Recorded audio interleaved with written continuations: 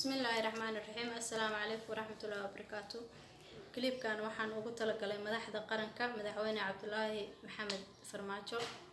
iyo ra'iisul wasaare Xasan Cali Khayre madaxweyne iyo ra'iisul wasaare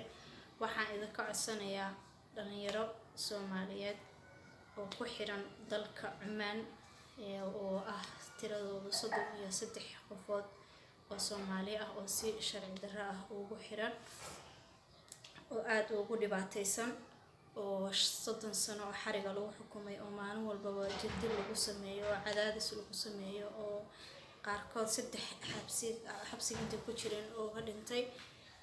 hadeertaana 3 kale la soo sheegay in 3 operation ay marayaan operationka afraad hadda Maanlowit ay galeen waxaase dhalinyarada kamid ah wiil aniga ila dhashay da'da hoosiga yareeda Axmed Cabdiqaadir Cismaan la dhaho madaxweyne waxaan ka codsanayaa sida dhalinyaradii hore uga soo siideyseen xabsiyada inaad kuwan uga soo siideysaan oo qaarkood 10 sano ay xiran yihiin dhalinyaradan qaarna 9 sano ay xiran yihiin hadeertaan 2010kii ilaa abtuna qaar 2009kii bay ahaayeen qaarna waa laba qayb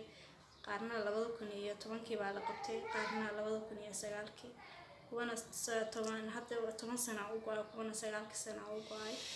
madaxweyne waxaan ka codsanayaa ra'iisul wasaare inaad dhalinyaradaasi meeshaas ka soo siideysaan ra'iisul wasaare sidii hore oo gabadhii walaalkeed klibka ugu soo duubtay aad uga soo jawaabtay waxaan rajeynayaa inaad klibkan haddii aad daawataan madaxda qaranka inaad ka soo jawaabi doontaan fadlan share garay hadda share garaysaan بريت 10 في عمد يليسان هذا share garay hadii kale anaga la taga wax anaga inoo sheegay